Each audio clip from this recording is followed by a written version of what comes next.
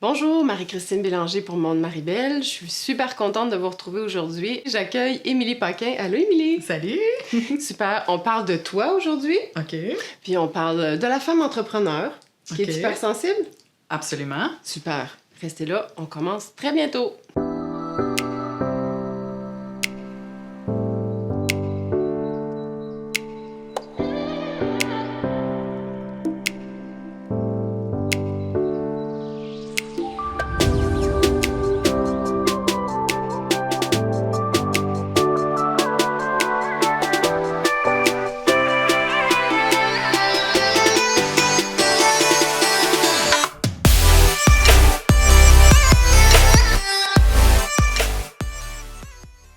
Donc, pour ceux qui sont nouveaux sur cette chaîne, bienvenue. Je suis accompagnante en alignement pour les personnes hypersensibles et les empathes. Je publie des vidéos à chaque 2 semaines pour vous donner des outils, des stratégies qui vous aident à faire de votre hypersensibilité un atout. Puis enfin, vous réalisez à votre plein potentiel, n'est-ce pas merveilleux? Assurez-vous de vous abonner et d'activer la petite cloche si vous voulez rien manquer des vidéos. Donc, de retour avec toi, Émilie. Bonjour. Bienvenue. Merci. Je suis contente que tu aies pris le temps de venir me rencontrer ce matin. Ben, merci de m'avoir invitée. Je suis contente d'être là. Est-ce que tu veux te présenter? Je m'appelle Émilie Paquin. Je suis coach d'affaires en marketing du cœur depuis 2015 maintenant. Dont Marie-Christine a été ma toute première cliente à l'époque. Ça fait un petit bout de temps de ça. Oui, oui. Puis, c'est ça, j'accompagne des entrepreneurs de cœur qui sont passionnés, ambitieux, visionnaires, des gens qui ont un beau grand rêve de ce qu'ils veulent apporter dans le monde, à bâtir une entreprise qui est à la fois authentique, en alignement avec qui ils sont, avec leurs valeurs, et à la fois profitable, de sorte à ce qu'ils soient rémunérés à leur juste valeur pour faire ce qu'ils aiment le plus au monde, tout ça en ayant plus de liberté dans leur vie. Donc, tu es une personne passionnée, toi. Absolument. J'aime ça. Absolument, ouais. Toi, tu te considères hypersensible? Oh yes. Oh yes. Empathe aussi? Donc, la petite coche au-dessus avec des pouvoirs magiques? Écoute, je sais pas qu'est-ce que tu veux dire par... OK. Empathe? Empathe, ouais. OK. Empathe, souvent, c'est comme très, très, très hypersensible. OK. Avec, tu sais, plus des visions, télépathie. On est vraiment capable de percevoir l'énergie des gens, des espaces. Oh, absolument. Oh, oui. OK, bon. Je me reconnais là-dedans, OK. là, total. On t'embarque dans la catégorie d'empathe, si tu veux bien. Est-ce que ça fait longtemps que tu en as pris conscience? Ouais.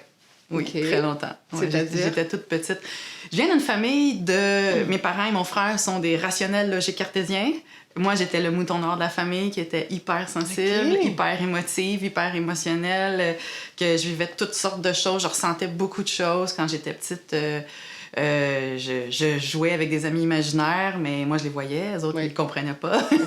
Fait que c'est ça, je voyais des choses que les autres voyaient pas. Puis je me rappelle, je devais avoir peut-être 4-5 ans, puis j'ai dit à mon père, papa, pourquoi est-ce que tu dis que t'es comme ça quand c'est pas vrai? Pour de vrai, t'es comme ça, genre, parce que je vois à travers les gens, puis j'ai une hypersensibilité de...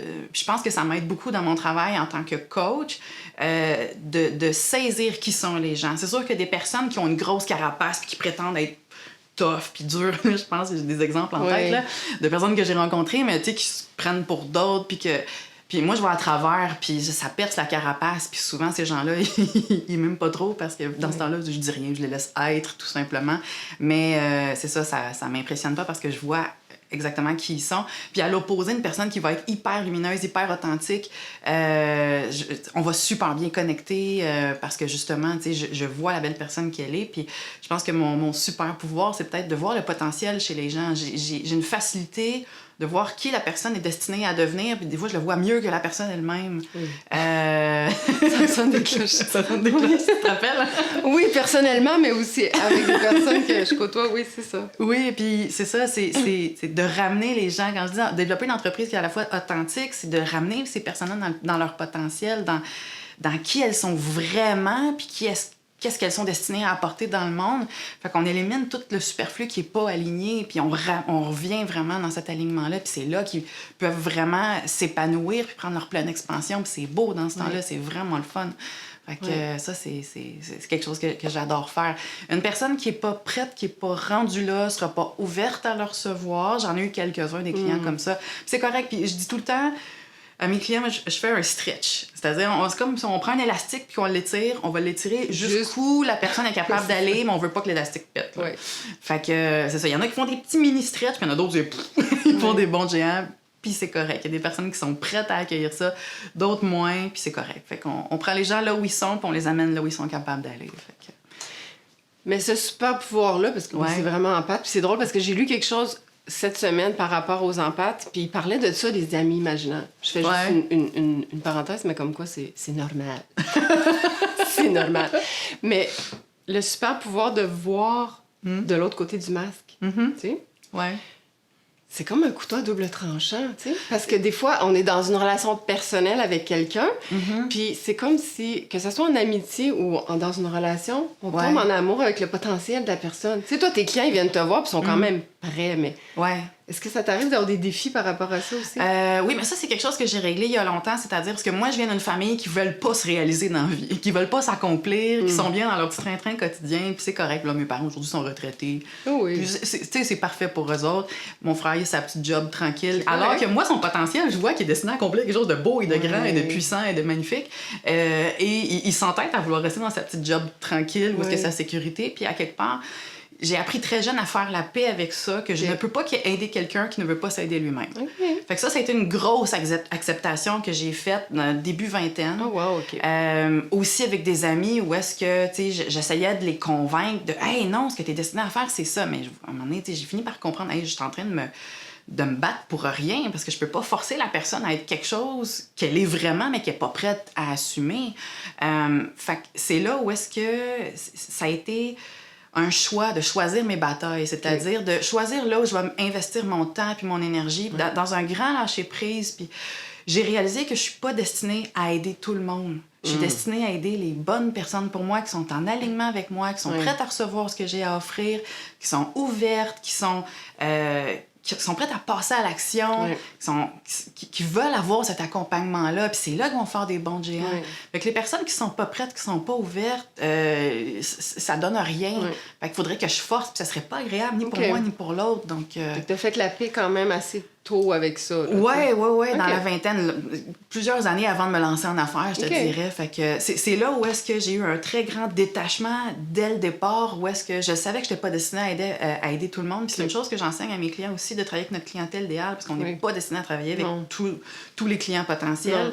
Puis de savoir c'est qui notre clientèle idéale, puis d'aller chercher cette clientèle-là, c'est là où est-ce que nous, on est en alignement, on travaille avec les bonnes personnes pour nous, on a tellement plus de plaisir. Oui, puis ça nous nourrit, hein? Oui, c'est tellement nourrissant, c'est tellement... C'est ça le mot, mais tu sais, nous, on rentre dans notre pleine expansion, puis on sent qu'on fait une différence. C'est tellement beau, c'est bon, c'est le fun, puis les gens sont reconnaissants, ils l'apprécient. Fait que c'est là où est-ce que... Moi, j'ai un beau mantra, c'est-à-dire que j'ai rien qu'une vie à vivre, j'ai pas de temps à perdre. Ah, c'est ça. Ça, je me dis moi aussi. Fait que je perds pas mon temps avec les personnes qui sont pas prêtes, qui sont pas rendues là. Puis il y en a des fois qui sont pas prêtes aujourd'hui, mais qui peuvent être prêtes plus tard.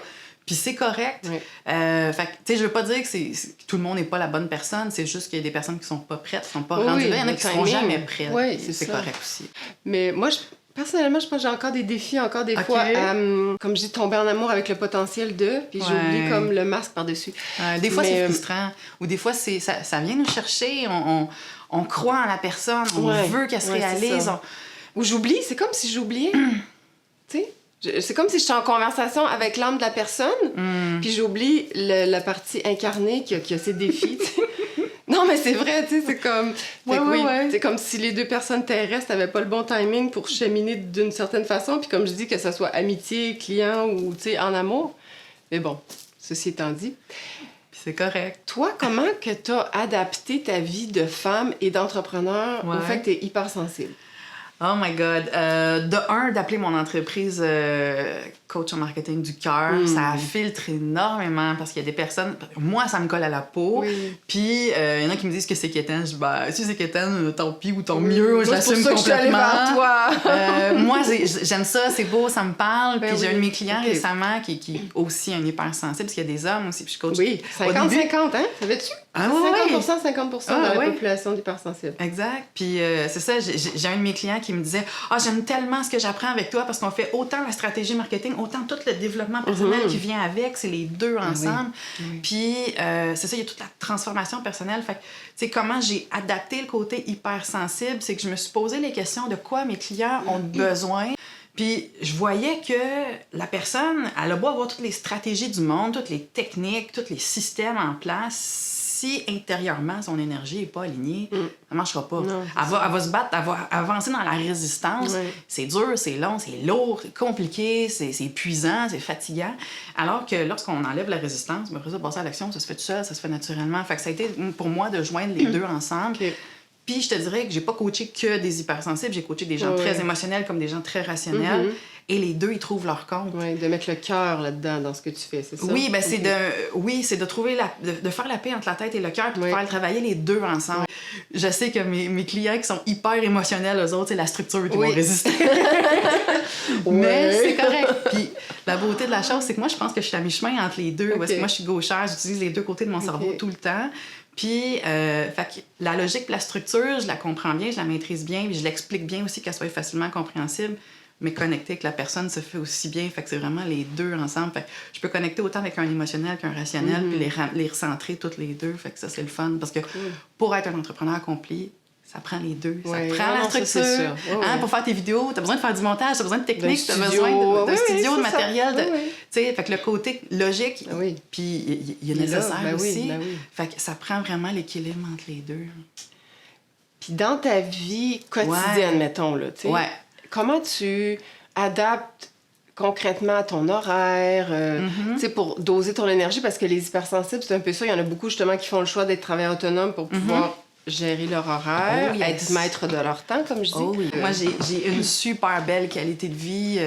Quand j'ai commencé, c'était pas le cas, par exemple, parce que j'avais un petit côté workaholic. Puis je peux peut-être parler de cette transition-là, parce que quand j'étais employée, puis je viens d'une famille de workaholic, fait que j'ai été élevée comme ça, performance, tout le temps produire, faut tout le temps être dans l'action. C'est comme ça qu'on se définit, tu sais. Tu réussis si t'es dans l'action, exactement. Puis j'étais vraiment accro à l'action, sur l'adrénaline tout le temps. Puis à un moment donné, je faisais mon mur, l'adrénaline, il y a un jour, pouf, n'a plus. Le corps te dit. Mon corps m'a dit wow, puis là, j'avais plus d'énergie pour avancer. Fait qu'il a fallu que je repositionne beaucoup de choses dans mon entreprise. Fait que janvier 2017, j'ai frappé un mur. Puis je travaillais, je faisais du coaching 40 heures semaine. Fait que je faisais tout le reste par les soirs ou les fins de semaine. C'était l'enfer. Je voyais plus mon chum, j'avais plus de vie. Fait que là, ça a été, OK, je travaille plus les soirs pour les fins de semaine. Fait que ça a été la première étape que j'ai eu à faire. J'ai réduit mes heures de coaching. J'ai commencé à automatiser beaucoup de choses dans mon entreprise à ce moment-là. Donc toi, ça te donne du temps à toi. Ça m'a donné beaucoup de temps à moi. Ça m'a créé beaucoup de liberté. Fait que ça a été de prendre le temps de créer tout ce matériel de coaching-là, d'enregistrer les vidéos. Là, 2 ans plus tard, je suis en train de faire la refonte de mon espace membre. Fait que ça prend du temps. Oui, c'est sûr. Sauf que tout le temps qu'on gagne après, ça, c'est génial. La liberté, hein? Oh yeah! Et ce qui fait que je peux avoir 6 clients en coaching par mois. 6 clients par mois. C'est pas énorme, là. 6 clients par mois. Bon. Fait que je travaille 2 jours par mois en coaching, puis le reste, je travaille à faire autre chose. Fait que mon horaire, moi, j'ai pas besoin de mettre de cadran le matin, je travaille à la maison. Puis mes coachings aujourd'hui sont tous à distance aussi, c'est un autre gros morceau. Puis ce qui est le fun, j'avais pas prévu ça à l'époque. Parce que avant, quand mes clients venaient à mon bureau, c'est des clients Rive-Sud, Montérégie, un peu Montréal, qui étaient dans les environs. Et là, quand je me suis lancée sur le web, là, j'ai des clients de partout. Partout au Québec. J'en ai eu aux États-Unis, en France. J'en ai eu de vraiment beaucoup plus loin. Puis ça, j'avais pas prévu ça. Puis je trouve ça vraiment le fun. Fait que c'est ça. Fait que, pour être honnête, là, la gestion de mon horaire, j'ai plus de trafic, je me lève à l'heure que je veux. Puis là, j'ai eu des problèmes de santé dans la dernière année. C'est le fun. Pas le problème de santé qui est le fun, mais c'est le fun d'avoir cet espace-là dans mon horaire pour pouvoir prendre soin de moi, prendre soin de ma santé. Fait que, c'est ça. Ça a été des choix à faire. Ça a été de me choisir, d'arrêter de me mettre de la pression. J'avais beaucoup de croyances limitatives, que j'avais jamais assez de temps aussi. Fait que je courais tout le temps après mon temps. De choisir où je mets mon énergie. Puis, tu sais, une chose que j'enseigne à mes clients, c'est de penser de façon stratégique, de mettre notre énergie là où ça va nous rapporter le plus sur le court, moyen, long terme. Que ça soit personnel ou professionnel, dans le fond. Hein? Ah oui, absolument. Puis, tu sais, maintenant, je choisis de mettre mon énergie là où ça va me rapporter sur le court, moyen, long terme. Pas juste comme, une petite tactique, puis ça va rapporter là, puis après ça, c'est à recommencer tout le temps. Non, c'est vraiment d'implanter des stratégies qui vont perdurer dans le temps. Puis mon objectif, c'est d'arriver à la liberté totale. Fait que là, en ce moment, j'ai 80% de liberté, puis je trouve ça génial. J'aimerais ça arriver à 100% à un moment donné. C'est quoi pour toi la liberté totale? Liberté totale, là, ça va être la liberté de où est-ce que je travaille. Okay. J'aimerais ça pouvoir voyager et continuer à faire mes coachings à distance quand même. Liberté totale, là, par exemple, bon, on pourra en reparler tantôt, là, mais j'ai fait un gros travail personnel à libérer beaucoup de croyances limitatives que j'avais par rapport à l'argent. J'ai tout transformé ma relation à l'argent dans les dernières années. J'ai créé un beau programme qui s'appelle Prospérité Infinie. Puis là, je suis arrivée à un point où est-ce que j'ai plus de dettes au niveau personnel. Mon auto éclairée, ma maison, dans moins de 10 ans, est finie. Puis j'ai 35 ans, je me dis à 45 ans, plus d'hypothèque, là, c'est génial. Mais j'aimerais ça arriver à plus d'hypothèque du tout. Puis là, on est en train de... On a mis des processus de paiement accéléré, etc. Fait que plus d'arriver de plus de dépenses que des revenus, puis de profiter à 100%. Là, ça, là, pour moi, c'est ça, la liberté financière. Et de ça découle aussi la liberté totale, de pouvoir faire ce que je veux, quand je veux, comme je veux, avec qui je veux. Fait que c'est ça. J'aspire à ça. Je l'ai déjà, mais pas à 100%. Fait que j'aspire à ça à 100%. Ouais. Super. C'est de la belle énergie, ça, de toute façon, qui circule, là, cette liberté-là. Tellement, tellement. Est-ce que tu as des stratégies de... Tu sais, que pour prendre soin de toi, c'est quoi, dans le fond, toi, peut-être des petits rituels ou des stratégies qui t'aident à recharger tes batteries? Moi, j'ai besoin de m'intérioriser beaucoup, de revenir à moi. Puis c'est drôle parce que dans la dernière année, j'ai travaillé beaucoup sur ma féminité, puis ça me fait du bien. Ça, c'est quelque chose qui me nourrit énormément. Donc, t'es connectée. Oui. Ben, toi, tu m'as connue dans une énergie très masculine, beaucoup de drive, puis, oui, j'étais là, moi aussi. Puis c'est correct. Oui. Puis ça a été de revenir dans cette énergie-là, plus en douceur, plus en tranquillité. Oui, puis j'ai besoin de beaucoup de solitude, ça me fait du bien. Des fois, c'est juste d'aller à la bibliothèque, puis de lire des livres, puis je sais pas, il y a cette douceur-là dont j'ai besoin dans ma vie. Puis c'est drôle, je m'en vais en auto, il pleut, puis je sais comment c'est beau la pluie. Il y a comme ça, d'apprécier les petites choses simples de la vie, tu sais, c'est le printemps, il fait gris, il pleut, c'est pas beau. Mais moi, je suis comme, je vois les bourgeons qui poussent dans les branches. Tu sais, c'est d'apprécier les petites simplicités de la vie que souvent on passe à côté, on les voit pas, tu sais. On est trop pris dans notre tête, de sortir de notre tête puis revenir. Puis des fois, moi, ça me demande justement un effort de me recentrer pour revenir dans l'instant présent.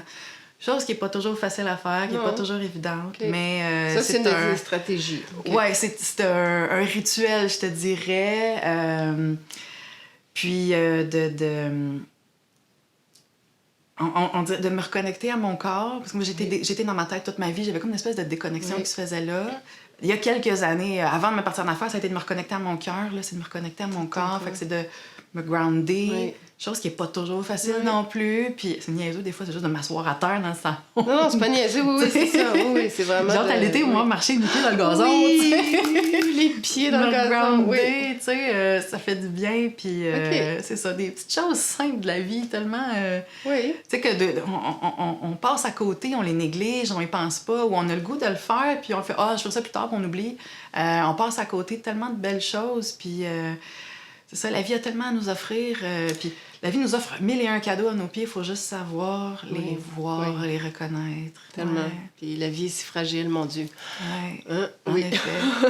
En effet. Est-ce qu'il y a d'autres choses que tu aimerais partager avant qu'on termine? Ben, si tu veux, on peut parler de la relation à l'argent. Oui. Parce que je crois que pour les hypersensibles, l'argent a une connotation émotionnelle très grande que souvent on ne voit pas ou qu'on ne reconnaît pas. Et ce qui arrive, c'est que l'argent est un sujet tabou, c'est un sujet dont on ne parle pas. Et vu que c'est tabou, on pense même pas regarder là. On pense que c'est quelque chose de juste technique et on voit pas toute l'émotion qui est rattachée derrière. Puis tant qu'on a des résistances, tant qu'on a des croyances limitatives, tant qu'on a une histoire, qu'on a un bagage, qu'on a une mauvaise relation à l'argent. Des fois, on a même une relation malsaine. Tu sais, quand on reçoit de l'argent puis qu'elle brûle nos doigts, puis la journée d'après, on n'a plus, y a un problème. Puis souvent, on pense que c'est juste les personnes qui vont dilapider leur argent qui ont un problème à l'argent. Non, tu sais, il y a plein de belles personnes de cœur qui sont bien intentionnées, qui ont des problèmes, puis souvent, on n'ose pas en parler, on n'ose pas regarder, on ne sait pas vers qui se tourner, on ne sait pas. Puis souvent, on va aller voir un conseiller financier ou le comptable, puis on pose des questions, on ne comprend pas. Ou ce qui arrive souvent, c'est qu'on prend notre responsabilité, puis on leur met ça dans les mains. Et vas-y, règle ma situation. C'est pas comme ça qu'on va transformer notre relation à l'argent, malheureusement. Il faut regarder à l'intérieur, il faut qu'on ose voir tout ce bagage-là. Puis moi, c'est quelque chose aujourd'hui, je le faisais pas quand j'ai commencé en coaching.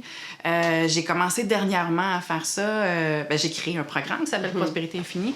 Maintenant, mes clients qui font le coaching en marketing du cœur ont accès à ce programme-là et ils vont transformer leur relation à l'argent en même temps qu'ils font le programme. Puis ils ont tellement des beaux résultats, ça va tellement plus vite aussi. Parce que là, on enlève toutes les résistances. Comme je disais tantôt, si on force à travers la résistance, c'est sûr que ça va être difficile. Fatigant, oui. Puis souvent, la résistance, même on peut avoir un plafond financier, c'est-à-dire une limite mentale. C'est tout dans notre subconscient de ce qu'on croit avoir droit de gagner, alors qu'on a toute la prospérité finie, on a toute l'abondance illimitée, puis on y a tout accès. Pourquoi certaines personnes vont y accéder et d'autres non? C'est parce que les personnes qui y accèdent se donnent le droit d'aller jusque-là. Oui, puis je te dirais que dans le domaine du santé mieux-être, y a-t-il une pensée limitative de tellement, dire mon Dieu, l'argent, c'est pas spirituel. Écoute, le nombre d'affaires que j'ai je pense qu'on va faire toute une capsule là-dessus au complet. Non, mais sérieux, c'est vrai. Je lis des affaires des fois. Écoute, puis j'ai tellement coaché de belles personnes de cœur. Puis dernièrement, j'avais un de mes clients, il me disait « Ouais, mais... comment il fait des capsules vidéo. » Puis il me disait « Ouais, mais je fais pas mes capsules vidéo pour aller me chercher des clients. Je fais pas ça pour l'argent. Je fais ça pour apporter de la valeur. » Puis là, j'ai pété une coche. C'est rare que je fais ça. Je pense que c'est la première fois en 5 ans de coaching que je faisais ça. Là, j'étais comme genre « Là, je m'excuse. T'as-tu une business ou t'as un hobby, un passe-temps? Parce que là, t'as besoin de payer ton loyer comme tout le monde, payer ton épicerie, puis... fait que tes capsules... Oui, toi, ton rôle, c'est d'apporter de la valeur à ton entreprise, c'est de faire de l'argent, puis... Tant qu'on a une relation malsaine, on pense que faire de l'argent, c'est une mauvaise chose, qu'on est méchant, qu'on est une mauvaise personne, alors que pas du tout. Quand on apporte de la valeur dans la vie des gens, on mérite d'être rémunéré à notre juste valeur en retour. Puis on peut en redonner encore plus. Exactement. On peut créer encore plus de valeur. Puis faire de l'argent, c'est une bonne chose quand on aide les gens. Fait que c'est tout de changer cette perspective-là qu'on a par rapport à l'argent. Puis une fois qu'on se libère de ces croyances-là, qu'on transforme notre relation pour revenir dans non seulement une relation saine, mais une relation qui est propulsante, qui est supportante. Quand on a une belle relation avec l'argent, c'est là qu'on peut prendre notre pleine expansion. C'est là que c'est beau, c'est le fun, c'est grand, puis on devient un modèle pour les autres aussi. Fait que c'est là que ça devient puissant. C'est vraiment ça, là. Je te remercie vraiment d'avoir pris le temps ce matin. Ça m'a fait plaisir, ma chère. De venir nous rencontrer, puis que notre belle communauté puisse te rencontrer. Puis ça me touche beaucoup parce que tu été quand même là quand j'ai fait le choix de me montrer quand même au grand jour, puis de commencer à enlever des croyances limitatives, puis des couches. T'as été vraiment la première qui m'a donné un élan pour que je commence. Ça a été une belle aventure qu'on a traversée ensemble, en effet. Merci beaucoup. Ça m'a fait plaisir, ma chère.